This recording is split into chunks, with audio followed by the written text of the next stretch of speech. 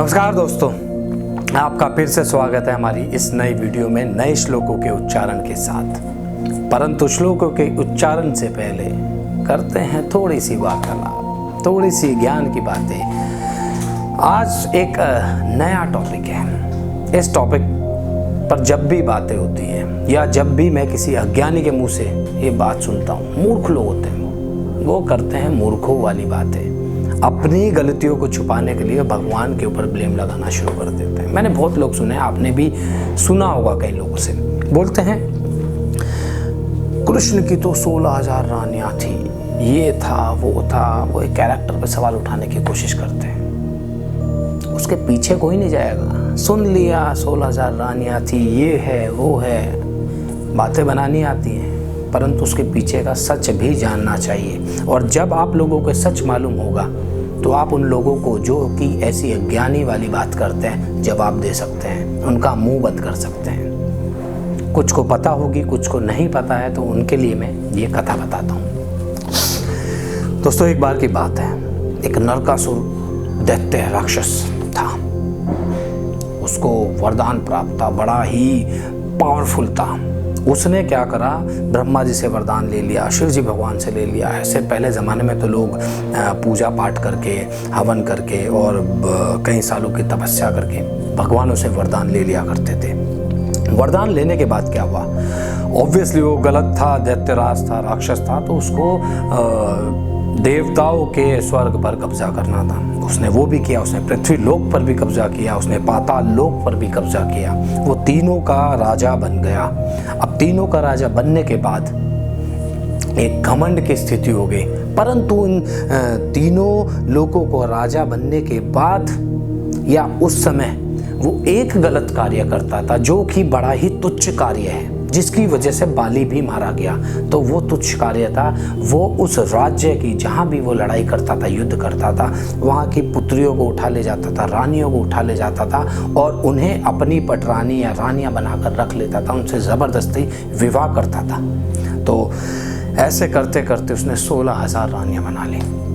तो जब वो उन तीनों लोगों पर राज कर रहा था तो देवता दुखी, भगवान भी कहीं ना कहीं टेंशन में आ गए, भैया इसका क्या किया जाए, इसको तो इसका इलाज करना पड़ेगा, इसको परास्त करना पड़ेगा। तो सारे देवता मनुष्य जो भी थे वहाँ, उन्होंने भगवान श्री कृष्ण से बात करी कि आपको इसको पराजित करना होगा, कुछ ना कुछ उपाय निकालना होगा। तो ऑब्वियसली कृष्ण किसके अवतार है, विष्णु के अवतार है, 16 गुण संपन्न है। उन्होंने क्या किया, गए, युद्ध किया, उसको ललकारा, नरकासुर का वध किया। अब नरकासुर का वध करने के बाद 16,000 रानियाँ थी। उन्होंने कहा, श्री कृष्ण ने कहा, आप अपने अपने राज्य जा सकती हैं, हम प्रबंध करा देंगे आपको अपने अपने राज्य में भेजने का। परंतु उस जमाने में क्या, आज के ज़माने में भी है, कोई महिला किसी पुरुष के साथ 4 दिन क्या रह ले, उसके कैरेक्टर पर सवाल उठने लगते हैं। उस समय तो उसने कई सालों तक उन रानियों को बंदी बनाकर शादियां करके रखा। तो उन्होंने कहा कि भगवान कृष्ण, हम वापस नहीं जा सकते, हमारी बेइज्जती बहुत हो चुकी है और वापस जाएंगे तो तरह तरह की बातें होंगी, कृपा करके हमारा समाधान निकालिए, वरना हम मृत्यु को प्राप्त हो जाएंगे, वो बेटर रहेगा। तो भगवान श्री कृष्ण ने क्या कहा, ठीक है, आप सबको मैं आश्रय देता हूँ। अपना हाथ उन सबके सर पर रखा। हाथ रखने का मतलब नहीं कि सबके ऊपर हाथ रख दे, एक तरह की उनको अपनी छत्र छाया में रखा। अब छत्र छाया में भी ऐसे नहीं रख सकते कि आप किसी की भी रानियों को लाओ, अपने महल में रख लो या अपने राज्य में रख लो।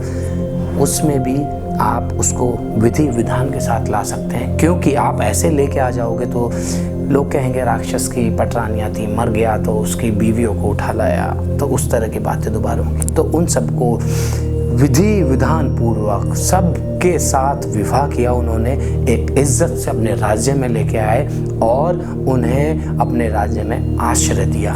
तो उन 16,000 रानियों की मांग थी, क्योंकि वो मृत्यु को प्राप्त होना चाहती थी। उन सब की इज्जत बचाने के लिए, उन्हें दोबारा से सम्मान दिलाने के लिए अपने राज्य में रखा और उन 16,000 रानियों को आश्रय दिया। ये नहीं कि गए गर्लफ्रेंड बनाई या शादी कर लिया ज़बरदस्ती, कुछ ऐसे कुछ नहीं है। तो लोगों, अज्ञानी पुरुषों, अज्ञानी जो भी मूर्ख लोग हैं दुनिया में जो इस तरह की बातें करते हैं कि 16,000 रानियाँ थी, तो उन लोगों के मुंह पर ये तमाचा है।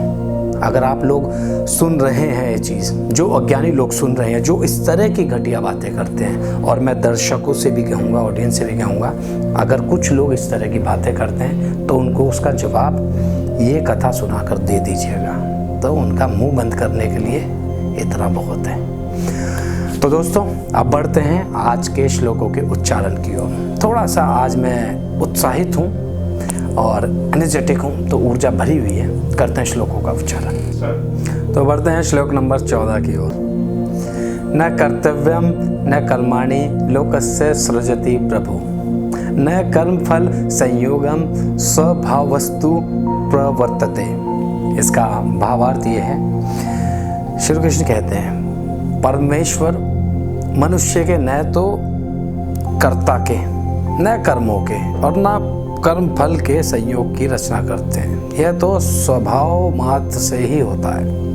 अब इसका तात्पर्य है कि जो भगवान है, अब वो ही हर चीज़ की रचना कर देंगे कि ये कौन सा कर्म करेगा, और करेगा तो उस कर्म की जो फल होगा वो मनुष्य के अंदर डेवलप नहीं करते हैं। वो तो केवल एक ज्ञान देकर भेजते हैं, बुद्धि देकर भेजते हैं। तो वो जो तय होता है मनुष्य के स्वभाव से ही तय होता है कि वो कौन सा कर्म करेगा तो सत्कर्म करेगा या विकर्म करेगा या फल की इच्छा रखेगा। वो मनुष्य के स्वभाव पर डिपेंड होता है। मनुष्य को तो ऊपर वाला बस नीचे भेजता है, जान डालकर उसे एक बुद्धि देकर भेजता है। तो बढ़ते हैं श्लोक नंबर 15 की ओर।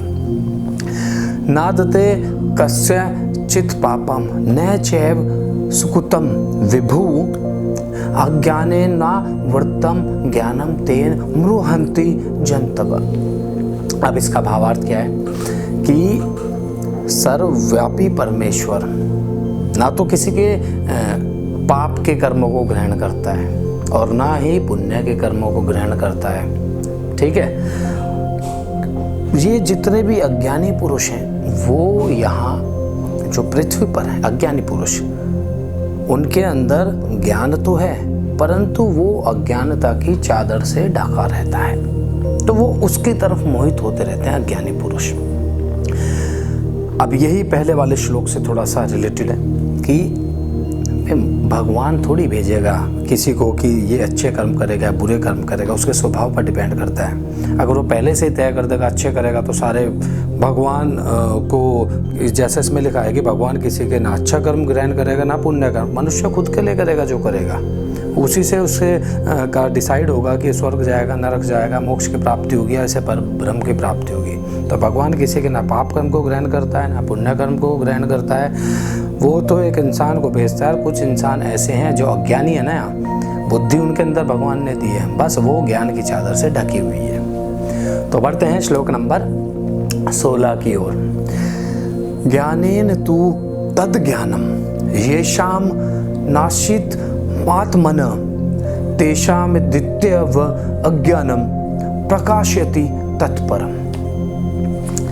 भावार्थ ये है, परंतु जिनका वह अज्ञान परमात्मा के तत्व द्वारा नष्ट कर दिया जाता है।